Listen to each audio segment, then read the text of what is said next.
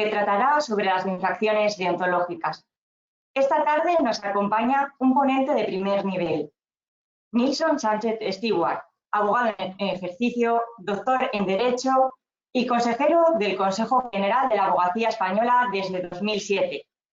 Nos propone una jornada encaminada a ver la correspondencia entre letrados, la rendición de cuentas al cliente, el tratamiento de fondos ajenos, instrucciones por escrito, así como la insostenibilidad de la pretensión.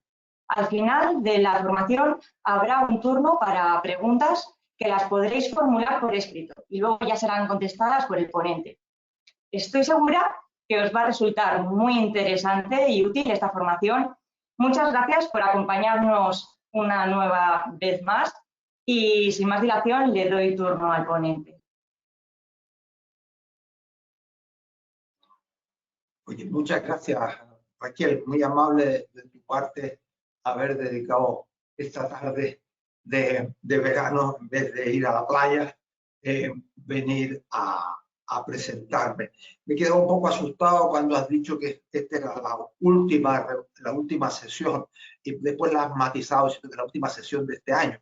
Esto ya me tranquiliza. Yo pensaba que ya después que hablase yo, aquello se iba a suprimir esta iniciativa tan encomiable de la Confederación Española de la Abogacía Joven, que yo agradezco mucho a la Confederación y le agradezco al buen amigo Alberto Cabello, presidente, de haberme invitado a hablar de lo que a mí ha sido la actividad académica que más me ha interesado y profesional que más me ha interesado desde hace muchísimos años.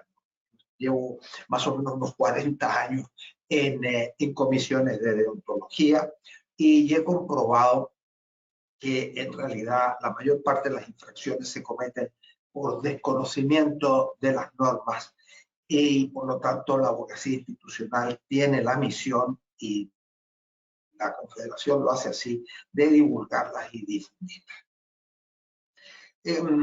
Yo creo que me he equivocado al sugerir el nombre de esta charla. He hablado de las infracciones deontológicas más habituales, como si tuviéramos un hábito de cometer infracciones deontológicas. En realidad debería llamarse estos minutos infracciones deontológicas más frecuentes, porque realmente hay que reconocer que las infracciones deontológicas son una mínima parte de las actuaciones profesionales de la abogacía. Yo creo que la abogacía española realmente realiza millones de actuaciones en un año. Millones. Simplemente multiplicando el número de abogados que sienten por el número de actuaciones que cada uno realiza, un promedio de, diría yo, por lo menos una al mes, pues ya serían 1.800.000 actuaciones profesionales. Si tú examinas el número de quejas y de reclamaciones, el porcentaje es absolutamente mínimo. Pero la abogacía siempre ha estado muy preocupada de su buen hacer. Y como dice Alan Dershowitz, un abogado americano que todos deberíamos conocer porque es bueno conocer a figuras importantes dentro de la abogacía que nos puedan servir de referencia. Este hombre, como probablemente sabéis, pues ha sido abogado de O.J. Simpson, de Klaus von Bülow, de Epstein, de las situaciones penales más importantes de Estados Unidos. Él dice que hay una paradoja importante. No hay profesión más preocupada de su buen hacer y con peor fama que la de la abogacía. La peor fama de la abogacía se debe a razones estrictamente aritméticas. Es decir, los abogados intervenimos en conflictos y en esos conflictos enfrentamos a partes contrarias. Si obtenemos éxito, probablemente la parte contraria pues se molesta contigo y considera que tú le has causado un daño. Y si no obtenemos éxito, es tu propio cliente el que se molesta y tampoco se transforma o se adhiere a tu fan club. Pero hay estadísticas actualmente que se están recopilando en toda España. Cada colegio tiene la obligación de incluir esto en su memoria anual, de acuerdo con el artículo 74 del Estatuto General de la Abogacía, y podemos comprobar que el número de quejas y reclamaciones por actuaciones de abogados y abogadas es muy pequeño en comparación con el número de abogados inscritos en cada colegio. Hay que además descontar todas aquellas quejas o reclamaciones que se producen con frecuencia cuando al abogado o a la abogada se le pasa por la cabeza la peregrina idea de presentar una minuta de honorario. En ese momento el cliente descubre o recuerda que no estaba nada satisfecho con los servicios. Yo creo que no es necesario insistir, ¿no es verdad?, en que las normas deontológicas son normas jurídicas. A pesar de que en algunos países se habla de ética profesional, nosotros todavía nos sigue sonando esa expresión, no hay ya ninguna duda después de la aprobación de la Constitución que, como habéis notado, suprimió los tribunales de honor, que eran los antecedentes de las comisiones de deontología y de las juntas de gobierno. Yo creo que no hay ninguna duda en que las normas deontológicas son normas jurídicas de obligado cumplimiento. Esto no lo digo yo, lo dice nada más ni nada menos que el Tribunal Constitucional en una sentencia célebre, que es la sentencia 219 de 1989, que dice que las normas de deontología aprobadas por los colegios profesionales y por sus respectivos consejos superiores no son simplemente normas éticas ni tratados de moral. Muy por el contrario, esas normas determinan obligaciones de necesario cumplimiento por los colegiados y responden a las potestades públicas que la ley delega en favor de los colegios para ordenar la actividad profesional de los abogados. Son normas jurídicas cuya vulneración trae aparejado una sanción. Y eso lo debemos tener en cuenta. El hecho de que estén inspirados en principios éticos como la honradez, la lealtad y otros que deben en general orientar nuestra vida, no significa que esas normas sean simplemente morales. Las normas deontológicas se inspiran en principios: libertad, independencia, confidencialidad, secreto profesional, dignidad, lealtad y otras. Pero la norma específica que está actualmente contenida tanto en el Código Deontológico de la Abogacía Española, aprobado en 2019, y por el Estatuto General de la Abogacía Española, aprobado en el 2021, son normas de obligado cumplimiento.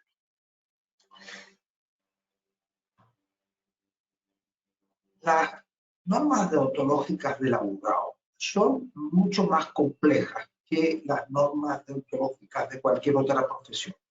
Porque nuestra profesión es de las más complejas. Porque está necesariamente en su desarrollo, en la actividad profesional, está el abogado o la abogada en contacto con, además de su cliente, con otra serie de personas o entidades hacia las cuales cumplir determinadas obligaciones o reclamar derechos.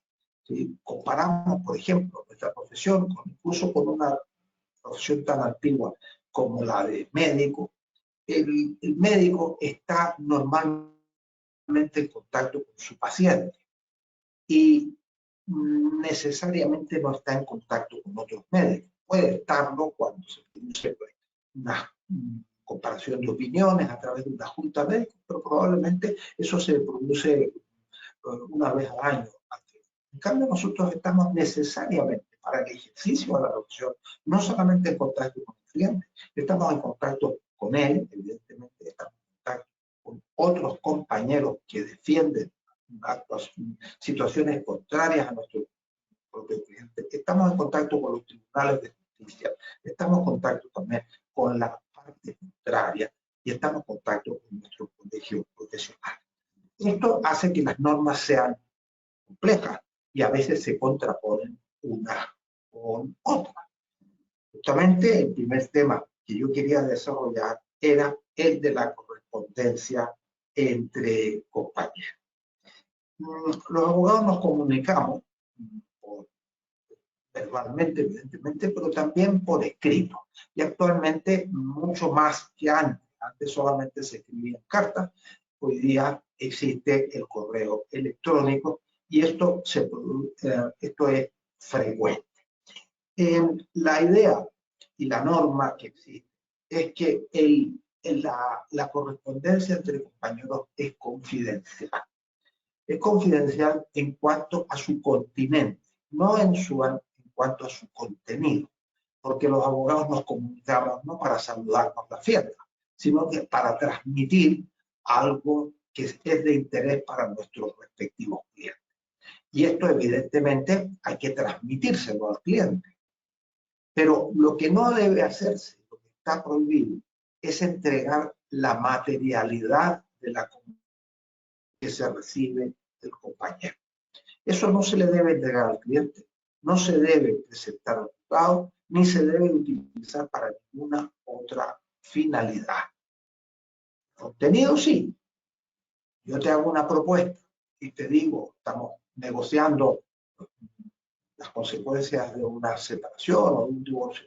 Yo te hago una propuesta de una determinada atención compensatoria, por ejemplo, o alimentos para los hijos común. Lo que yo te propongo, evidentemente no te lo propongo para que tú lo mantengas en el relicario de tu hecho que conoces. No, te lo digo para que tú se lo transmitas a tu cliente. Pero lo que no debes hacer es entregar la materialidad. ¿Por qué? Porque en la materialidad de esa comunicación, de esa correspondencia, se pueden incluir otros comentarios, otros argumentos que son para que los lea el compañero, pero no para que trasciendan a terceros. Esto es un canal privilegiado sin interferencias. Y en definitiva, no es un beneficio para los abogados. Ninguna norma deontológica corresponde es un beneficio para el abogado. Es un beneficio para el cliente, porque permite que efectivamente a través de esa confidencialidad en la documentación o esa reserva en la documentación se resuelvan los problemas de los clientes.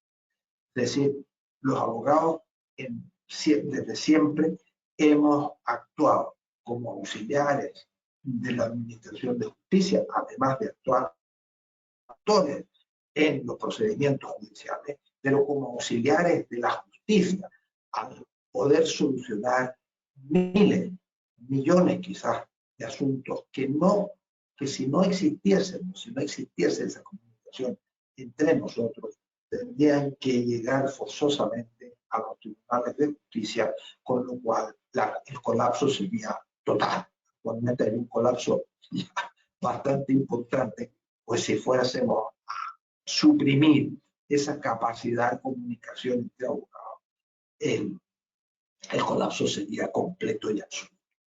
Tú comprendes que al hacerle una propuesta a un cliente, esa propuesta es para el cliente. No es posible que si en la propuesta no se admite, no se acepta, no se llega a un acuerdo, entreguemos esa correspondencia al juzgado para defender a nuestro cliente. Este es un principio clarísimo en los cuales choca la lealtad y en alguna medida el secreto profesional con la obligación de defender al cliente con el máximo celo y diligencia. Comprende tú que yo te hago aquí una propuesta. Le digo, mira, si tú aceptas, por ejemplo, la custodia compartida de los niños, yo puedo decirle a mi cliente que incremente la pensión de alimentos de los niños a 1.000 euros por niño.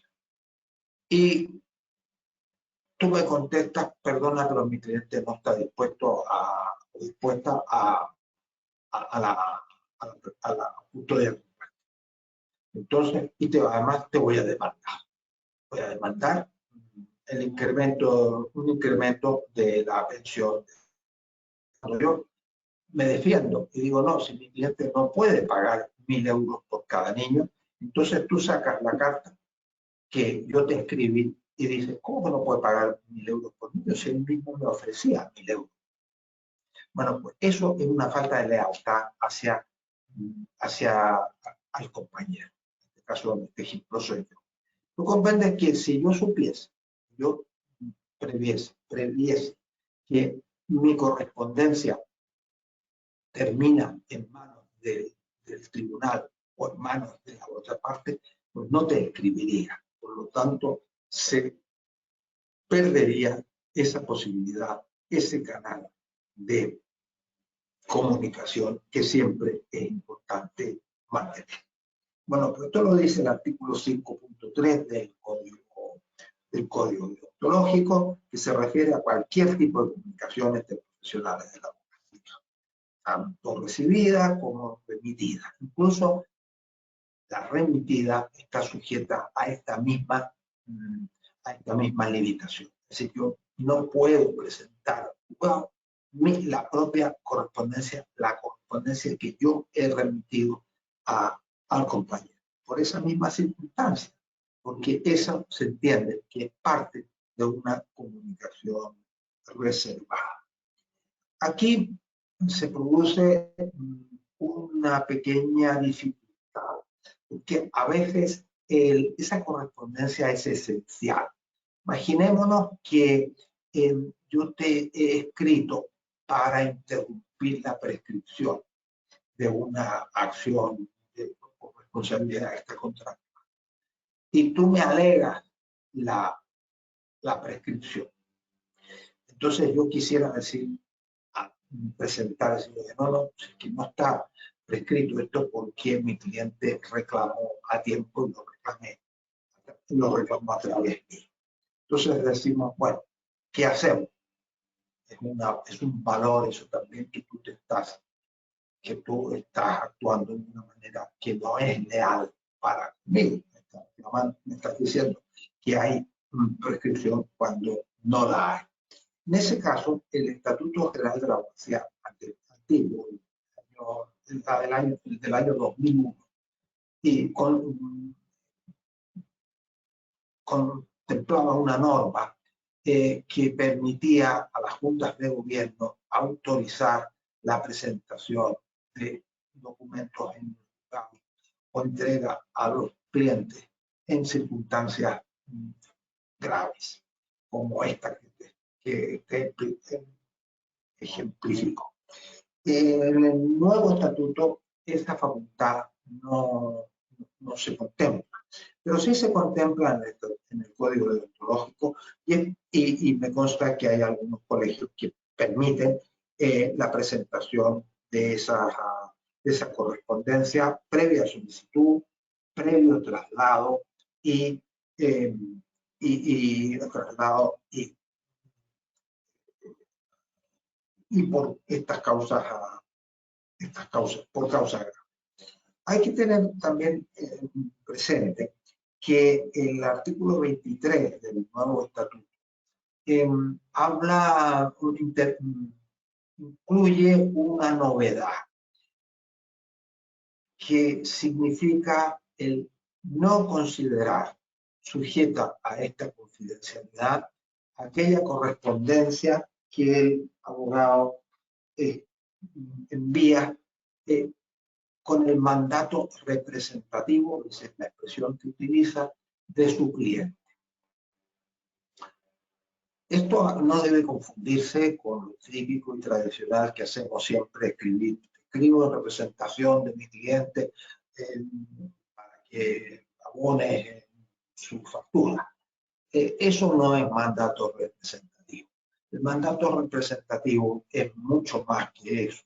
Es aquella circunstancia en la cual es el propio abogado el que se sitúa en la situación del cliente y no solamente actúa como un arrendador de sus servicios, sino simplemente como mandatario. No es fácil distinguir una cosa de otra y el consejo que puedo dar es ser muy cauteloso y en principio considerar que el mandato representativo no es tal mandato representativo y mantener la confidencialidad de esa correspondencia.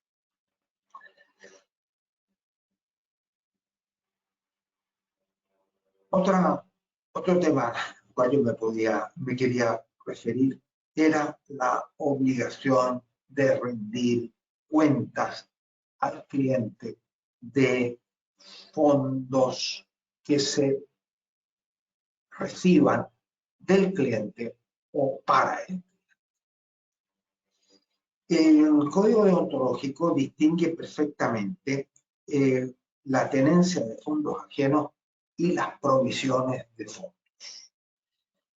La provisión de fondos es un derecho que tenemos los abogados de solicitar a nuestros clientes un anticipo de nuestros honorarios. Esa provisión de fondos, como creo que todo el mundo sabe, puede tener dos destinos. Puede ser una provisión de fondos a cuenta de honorarios o una provisión de fondos a cuenta de gastos que se deberán suplir por cuenta del cliente. O lo que es más habitual es provisiones de fondos para honorarios y gastos. Las provisiones de fondos para honorarios, cuenta de honorarios, tienen el mismo tratamiento fiscal que las minutas de honorarios.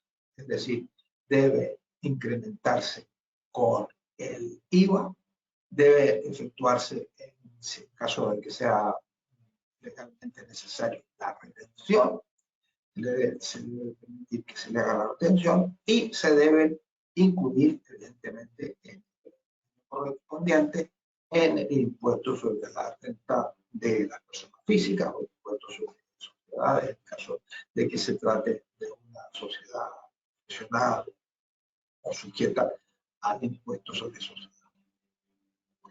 Las provisiones de fondos a cuenta de gastos para realizar gastos, e incluso aquellas que son para gastos y honorarios, tienen otro destino y otra formativa. No es necesario primero incrementarlas con el IVA ni que se efectúe ningún tipo de retención, pero por otro lado no puedes disponer de ella. Si tú debes abrir una cuenta de profesional, la puedes denominar cuenta de despacho, cuenta profesional, cuenta de con cualquier denominación igualmente clara, y debes ingresar esas cantidades en esa cuenta y efectuar los pagos autorizados, evidentemente, desde esa cuenta. Y no necesitas, evidentemente, abrir una cuenta por cada cliente. Debes tener una cuenta corriente bancaria matriz y dentro de esa cuenta subcuentas que debes llevar tú en tu propia contabilidad. El requisito es que esas cuentas no deben nunca tener saldo negativo, ninguna de esas subcuentas, porque significa que estás pagando por cuenta de un cliente a través de otro. Luego, en el momento en que tú estés autorizado, por escrito además, para detraer de ese dinero tus honorarios, puedes hacerlo y en ese caso debes incrementar con el impuesto sobre el valor añadido y efectuar la retención. Ojo, necesitas autorización expresa y escrita. Esto es una de las típicas infracciones. Cuando se recibe dinero del cliente y hay un acuerdo verbal que se cobraría horario una vez que el cliente hubiese satisfecha sus pretensiones, pues te encuentras con que no tienes un documento que te faculte cobrarte de la cantidad que has recibido para tu cliente. Y en ese caso te encuentras en una situación incómoda porque debes tú entregarle ese dinero a tu cliente, presentarle la multa y pedir que te la abone. Pero como algo de precaución, deberías tú pedirle a tu cliente una autorización expresa y escrita para compensar honorarios con cargo a los dineros que se reciban del cliente o para el cliente.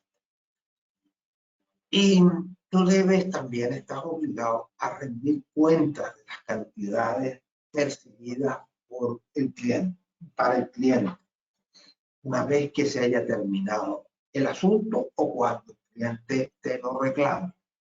El artículo 125 del Estatuto General conceptúa como infracciones graves la negativa o el retraso injustificado de rendir cuentas del encargo profesional, hacer la correspondiente liquidación de horarios y gastos que se les sea exigido. También es una infracción grave la compensación de horarios y fondos del cliente que se hayan recibido como provisión sin su consentimiento. Sobre esto podemos evidentemente hablar si es que existe alguna duda o algún comentario que queréis hacer. Es muy frecuente esta situación. Dentro de la poca frecuencia de las reclamaciones, como decía en un principio.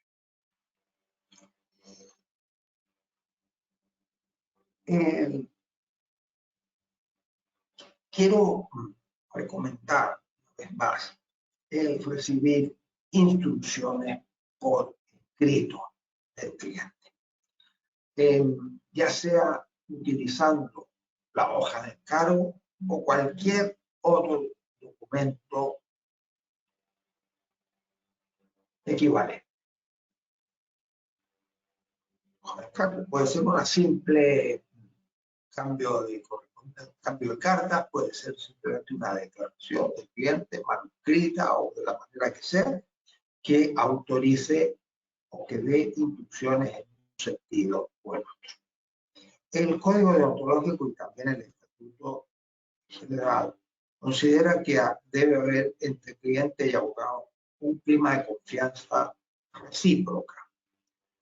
A mí el tema de la confianza recíproca me parece desideratum, pero mientras el cliente debe tener confianza en su abogado, porque si no tiene confianza en su abogado, la relación cliente-abogado está absolutamente sin ningún tipo de solución, está ya expresa mal desde la partida.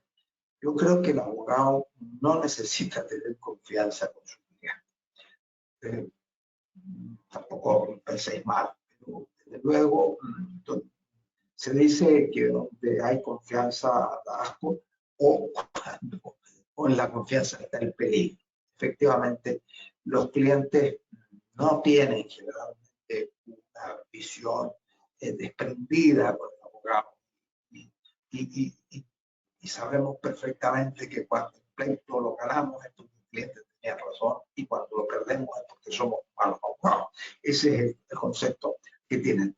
Por lo tanto, hay que obtener siempre instrucciones por escrito del cliente. e informar al cliente de acuerdo con lo que dice el artículo 12, la letra P, número 2 del Código Deontológico. Informarle sobre, hacerle una previsión del éxito de su pretensión, disuadirlo de promover asuntos sin fundamento, darle un importe aproximado, lo más exacto posible, de los honorarios, la posibilidad de que sea condenado en costas. Eso es un problema actualmente porque, como sabéis, el Tribunal de Defensa de la Competencia nos ha impedido el aprobar baremos de honorarios que servían muy bien para el cálculo de las costas. Ahora estamos en manos de los criterios que puede tener un momento u otro, que se complica todavía cuando tú estás llevando un asunto en un colegio donde no conoces tú los criterios que pueden llegar a tener. Debes también informar al cliente sobre el derecho de solicitar la asistencia jurídica gratuita. Debes también darle cuenta de cualquier posible conflicto de intereses por las relaciones que tú mantengas con el abogado de la otra parte, con la otra parte, con el juez, cualquier cosa que pudiera entorpecer una línea de independencia total en la defensa. Y lo más importante, que en esto hay quejas también, la evolución del asunto una vez que lo hayas asumido. Debes notificarle al cliente las resoluciones importantes, darle cuenta de las posibilidades de transacción, debes, a su costa, sí, suministrarle o facilitarle las copias de los escritos de las resoluciones judiciales más importantes, las grabaciones. Debes mantener con tu cliente una relación, no de confianza, pero sí una relación transparente. Todos estos datos hay que dárselos al cliente cuando lo solicite o, en todo caso, cuando termina la relación profesional, porque se ha agotado el asunto. Debes también darle cuenta de la posibilidad de la colaboración con otro profesional cuando las características o complejidad del asunto lo requieran. Todo esto debe hacerse por escrito cuando el cliente lo solicita de igual manera. Yo creo que hay que hacerlo siempre por escrito, aunque el cliente no lo solicite. Y para dar tiempo a que haya alguna intervención o alguna cosa, me referiré al último punto que tenía previsto, que era el tema de la insostenibilidad de la pretensión.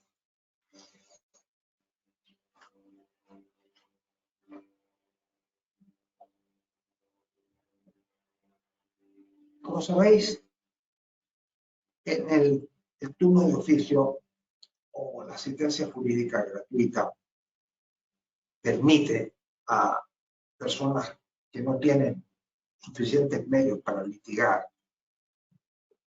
el valerse de un abogado o una abogada para la defensa de su pretensión. El servicio es gratuito para el que tenga derecho a la asistencia jurídica gratuita, y qué duda cabe que esa gratuidad total impulsa de alguna manera la litigiosidad. Sabemos que una vez designado el compañero, la compañera para la defensa, queda obligado a desempeñarla en su totalidad. Este principio es absoluto en materia penal. Pero, en cambio, en materia civil o contenciosa administrativa, en materias no penales, hay un medio para excusarse de esa defensa. Pero ese medio debe utilizarse y muchas veces no se utiliza y se comete una infracción. El cliente viene a tu despacho, le citas tú, te explica una situación que a ti te parece algo descabellada o algo que no tiene futuro, y en lugar de reclamar la insostenibilidad de la acción, que es la fórmula que se emplea, que debe emplearse, tú te limitas a decirle, oiga, no sé, esto no lo veo, a ver si me trae usted más documentos que yo pueda estudiar, y te quedas en una especie de limbo en la cual ni avanzas ni retrocedes, el tiempo pasa y el cliente, que no ve satisfecha su pretensión, llega un momento en que te denuncia al colegio por la falta de actividad. El artículo 32 de la Ley de Asistencia Jurídica Gratuita, la Ley 1/1996, detalla cómo y cuándo debe negarse la insostenibilidad. Luego hay un procedimiento que en la cual interviene la Comisión de Asistencia Jurídica Gratuita, el Colegio de Abogados e incluso la Fiscalía. Pero en definitiva, si tú alegas la insostenibilidad, quedas liberado de llevar a cabo la defensa. Esto tiene algunos problemas. Tiene un plazo que es relativamente breve, son 15 días. Antes eran 6 días en la antigua ley de enjuiciamiento civil, ahora son 15 días. 15 días que se van volando. Y hacer un informe de sostenibilidad tienes que explicar el jurídico que fundamenta tu decisión. Cuando expira ese plazo sin que se haya comunicado,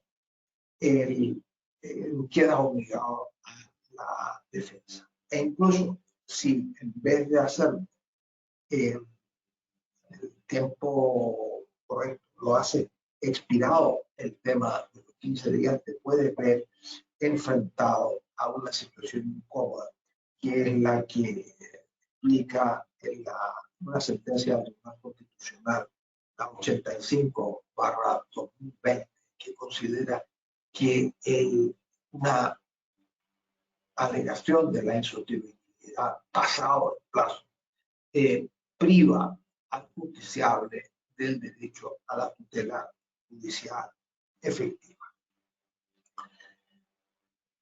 La fórmula para evitar, en caso de duda, la fatalidad del plazo de 15 días, es posible hacerlo solicitando más antecedentes, más documentación para evaluar la pretensión.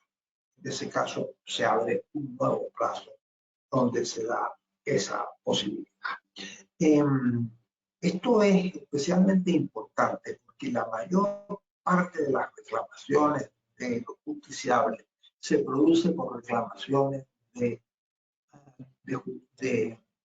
justiciables con el derecho a la asistencia jurídica. Y muchos reclaman que no han visto actuación alguna de abogados. Cuando al abogado se le da traslado al expediente disciplinario con la información previa, alegan que realmente la documentación era insuficiente, que él la pide pero no se la han dado, y se ha quedado la situación en un estado así de falta de precisión y en una especie de limbo que hay que evitar. Es decir, esto no lo veo así, no veo que esto sea sostenible, voy a alegar y vamos a poner en marcha el procedimiento que prevé la Ley de Asistencia Jurídica. Esto mismo se puede hacer en vía de recurso. No es infrecuente que cuando se llega a una sentencia de segunda instancia, el cliente viene a ti y te dice, mire, ¿ahora qué hacemos? Tú ves que el asunto se ha luchado por él, se han dado todos los argumentos que estaban a tu alcance, pero la resolución judicial es desfavorable. Pero claro, el justiciable sabe que existen otros medios, otros recursos extraordinarios, se puede ir de amparo al Tribunal Constitucional, se puede ir de casación al Tribunal Supremo, se puede ir al Tribunal Europeo de Derechos Humanos, en fin, hay recursos absolutamente extraordinarios. En esos casos, si tú no ves eso, sinceramente, debes también alegar la insostenibilidad del recurso. Así te lo permite el artículo 35 de la ley de asistencia jurídica. Ahora, esto también, y ya no es insostenibilidad en la intención, que es un mecanismo exclusivamente previsto para el turno de juicio, esto también tiene una aplicación con el cliente de pago. El cliente que te ha designado libremente. Una expresión más afortunada que el cliente de pago es el cliente que no paga. ¿Qué sucede cuando tú no ves recurso? Incluso un recurso de apelación. Es que el asunto no tiene defensa. Ahora, ¿qué debes hacer? Debes efectivamente comunicarte con tiempo suficiente como para que él pueda optar por la vía. Entonces, mire, yo no veo que recurrir a la apelación de esta sentencia nos vaya a llevar a ninguna parte. Lo más probable es que nos condenen costas en el recurso, de que me salga todavía más caro de lo que está. Pero hay que hacerlo con tiempo, no hay que hacerlo el último día del recurso. Hay que hacerlo con tiempo a efectos de que el cliente pueda buscar una otra opinión. Y debes hacerlo por escrito, en esa manifestación. Porque si tú simplemente te limitas a tener una reunión con el cliente y a decirle que bueno, que no vas a recurrir y no recurre, y se expira el plazo para recurrir, el cliente, alguien le va a soplar, oye, métete con el abogado, porque como el abogado no quiso recurrir, tenemos que tener de su seguro el error que ha cometido. En circunstancias de que aquí no hay ningún error, sino que simplemente tú considerabas que el recurso no era viable. Esa es una de las cosas que tú debes hacer constar por escrito para el día de mañana poderte defender.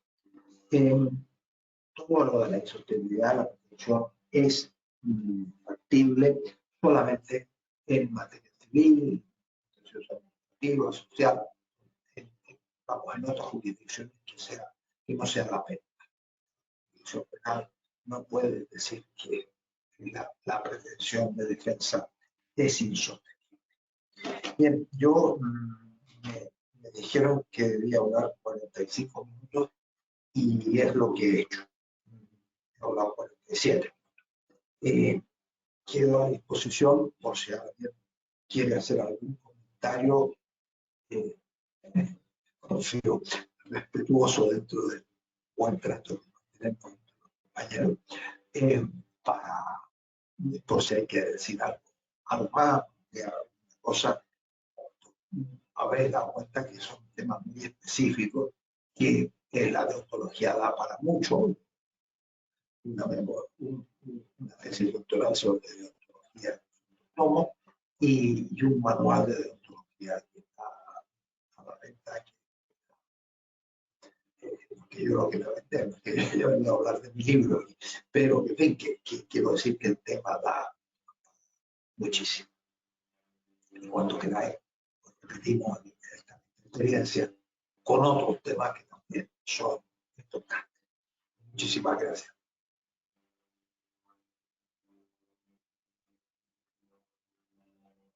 Nielson, por ahora no contamos con ninguna pregunta. Vamos a esperar, si le parece, un par de minutos aproximadamente, a ver si los asistentes se animan. Les recuerdo que pueden formularla vía chat y nosotros la vamos a leer al ponente para que directamente la responda en directo. Muy bien, muy bien.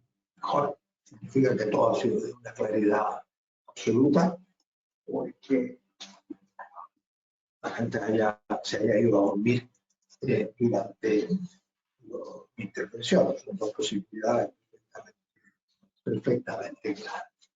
Pero en todo caso, no hay problema.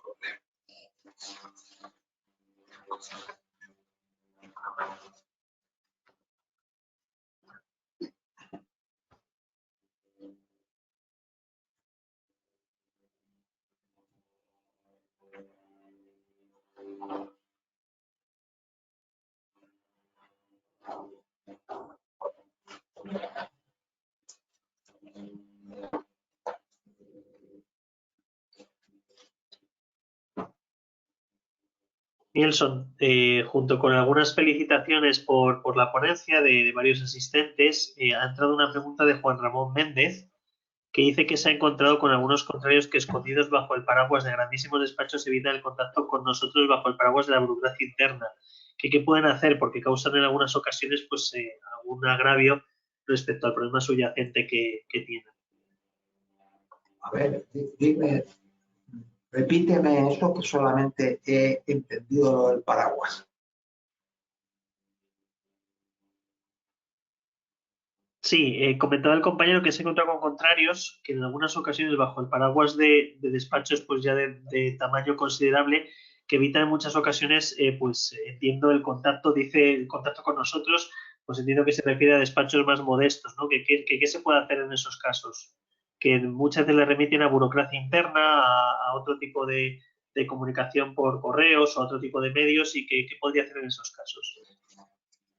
Bueno, la verdad es que existe una falta importante de simetría en nuestra profesión.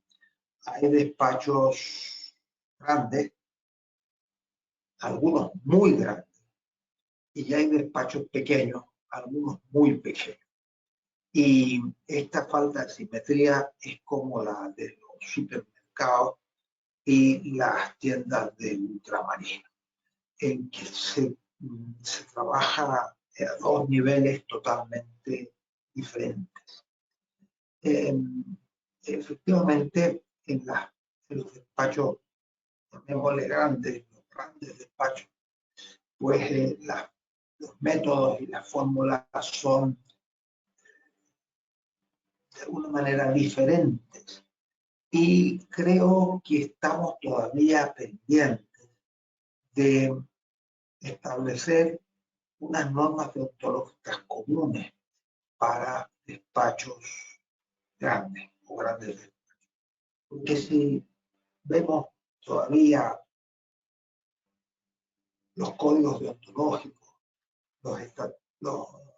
las normas deontológicas que están en el estatuto, estamos pensando siempre en una relación, por mucho que se pretenda regular también la sociedad profesional, pero siempre estamos hablando de una relación cliente-abogado, una relación directa, una relación de menor cuantía, digamos. Cuando hay un despacho grande, las relaciones son diferentes.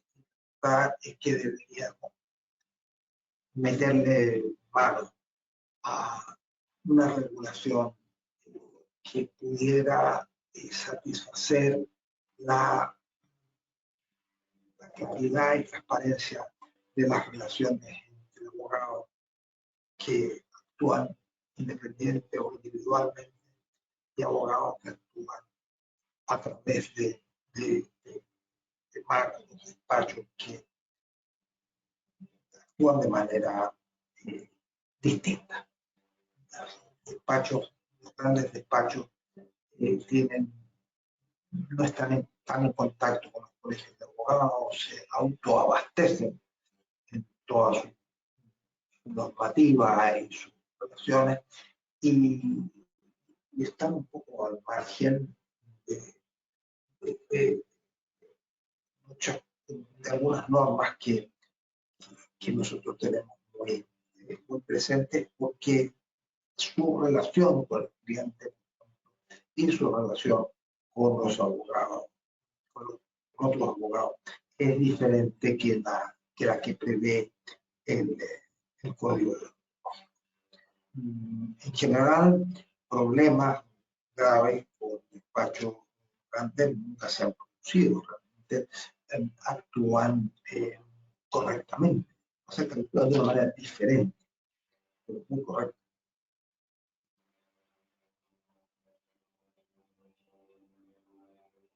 Hay otra pregunta de Cristian Rasero Capilla. Dice que dentro de las normas deontológicas que regulan la profesión, ¿qué conocimiento tiene el cliente? Que entiende que hay veces que la mayoría de la gente desconoce que puede iniciar procedimientos por infracción de normas deontológicas y qué acceso tiene el ciudadano de a pie de las normas deontológicas y los procedimientos que puede llevar a cabo frente a un abogado. Bueno, yo lo decía al principio, realmente las normas deontológicas no son demasiado conocidas, a pesar de que todos cuando nos incorporamos a la profesión juramos respetarla, acatarla, ¿no? Y claro, alguien ha reclamado por ahí que como no se publican las normas deontológicas o todas ellas en un boletín oficial, no tienen que ser conocidas por todos.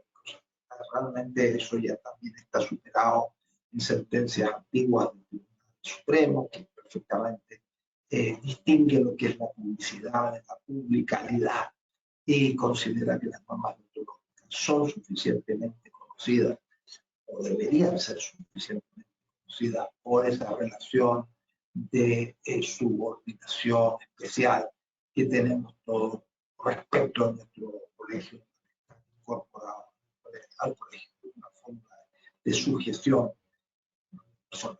Ahora bien, yo creo que el código deontológico, por ejemplo, es una lectura fácil, una lectura que realmente deberíamos acostumbrarnos a leerla y no solamente a acordarnos de Santa Bárbara cuando truena. Es decir, deberíamos echar un vistazo porque leerla, no digo yo todas las noches, tenerlo en la mesilla de noche, pero sí leer el código deontológico por lo menos una vez en la vida. Quijote, es más fácil leer el código deontológico porque es más corto. Y creo que vale la pena. Hay que tomar en cuenta que las normas, el acatamiento a las normas deontológicas no produce necesariamente dinero. Lo que sí produce es un ahorro importante y contribuye a la felicidad del compañero, de la compañera. Porque vive tranquilo. Vive tranquilo. Es interesante leer el código de enterarse bien, en fin, y de alguna manera quizás participar en las necesarias consultas al colegio de abogados frente a situaciones que se conocen y el colegio contestará. Desde el consejo, por ejemplo, contestamos muchas consultas, pero no las suficientes. No las suficientes. Hay bastantes más dudas que deberían existir y no se plantean.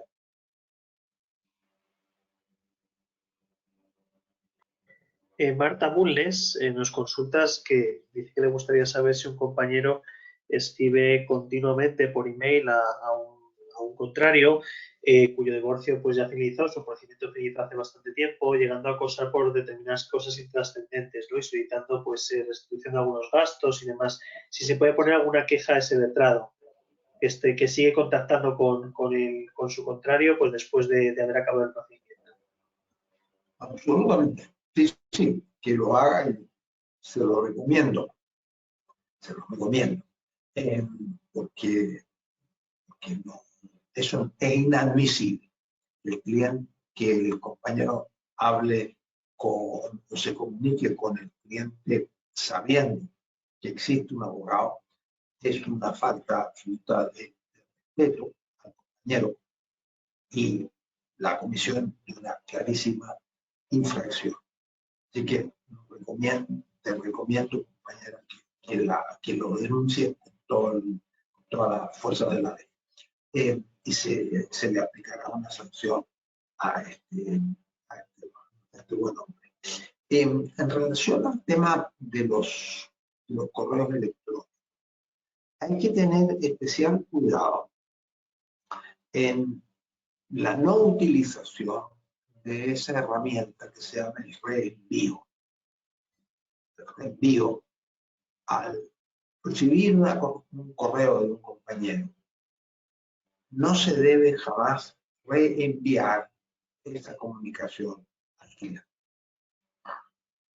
Se le debe hacer saber el contenido, pero hay que tomarse la molestia de extractar el contenido, enviarlo a través de otro correo electrónico, otro mensaje por electrónico. Mira, cliente, mi compañero me dice que hagamos tal o cual cosa, y desde luego no utilizar el mismo correo.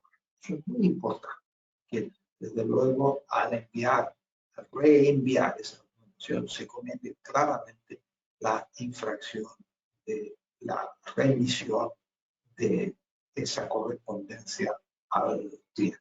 Una infracción que está considerada como grave en el Estatuto General de la Policía.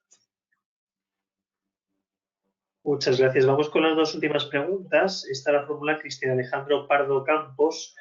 Dice que bajo la postura de la prevención del delito de blanqueo de capitales, si considera que sería adecuado que se establezca en España la autorregulación de los abogados a través de los colegios profesionales, como por ejemplo sucede en Alemania.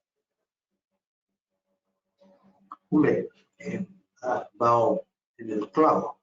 Eso es uno de los temas que yo vengo modestamente luchando desde hace ya 20 años, desde la ley que este año cumple 20 años, la ley en que nos considera a los abogados como sujetos obligados.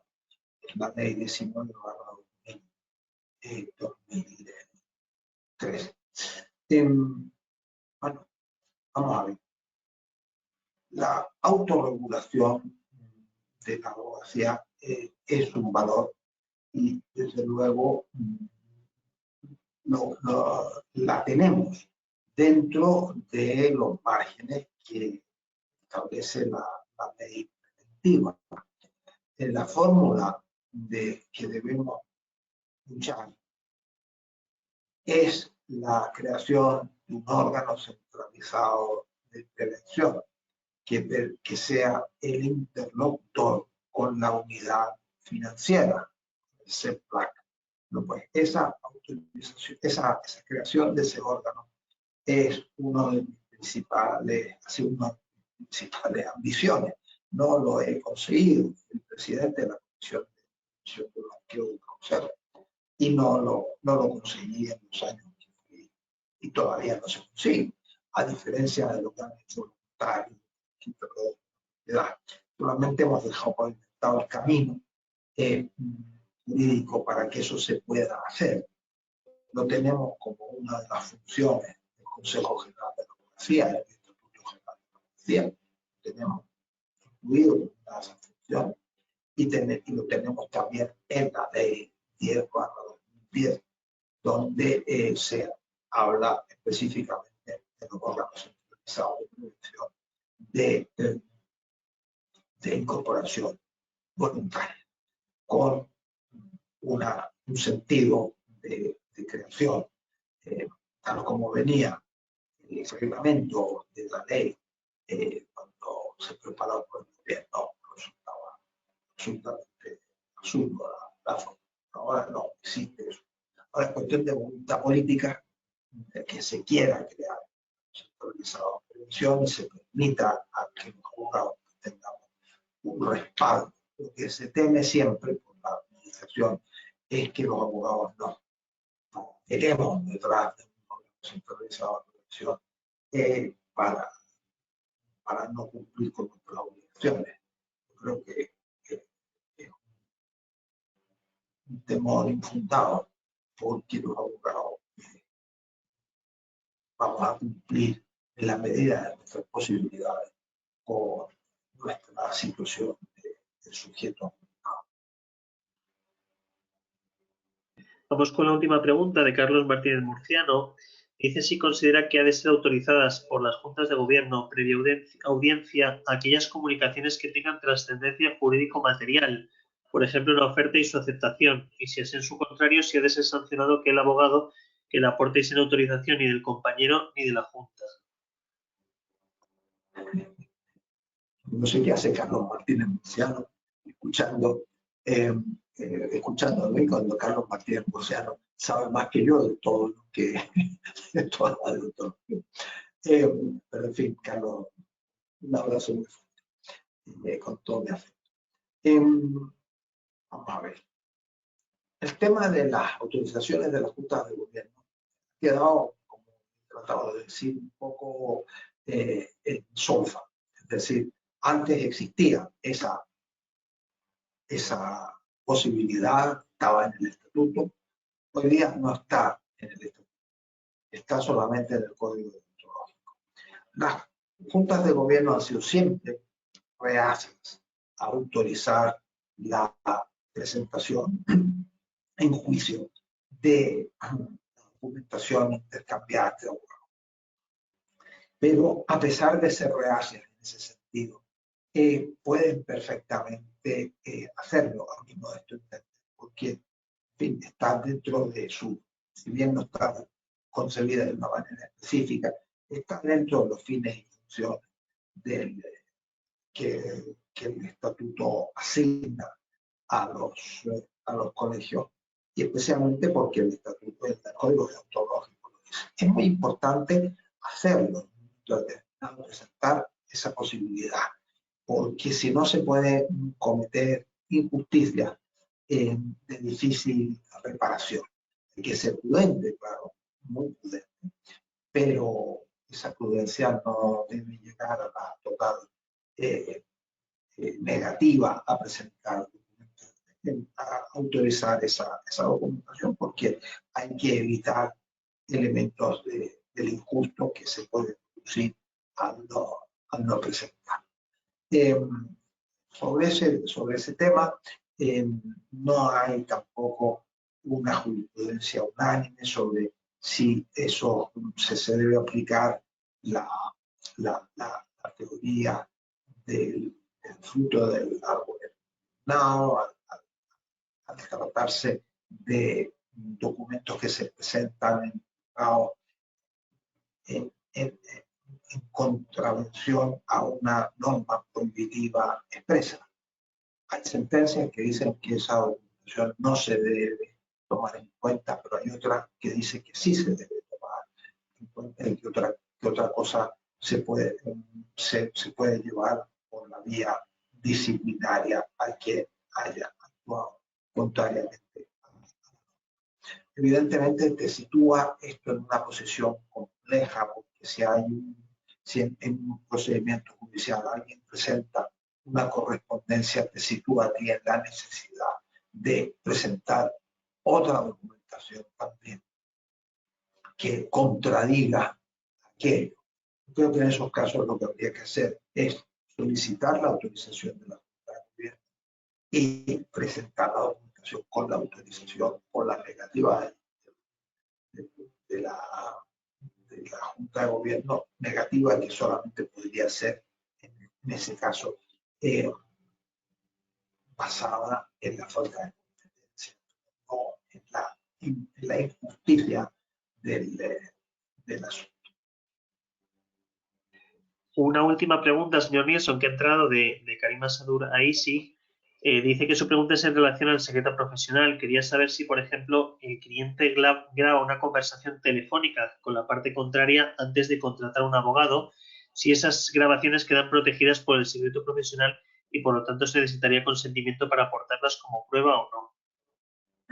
Entiendo que la pregunta dice en relación con una grabación que se ha obtenido de la parte contraria, no del abogado. Es así. Sí, efectivamente, pero antes de la contratación, es decir, el cliente o el cliente potencial de ese abogado grabaría la conversación telefónica con la parte contraria, ¿vale? Pero antes de contratar a un abogado y luego quiere facilitárselas al abogado, ¿qué ocurriría si está protegido por el secreto profesional? Lo que está protegido por el secreto profesional son las grabaciones, conversaciones mantenidas entre abogados, con la intervención de abogados.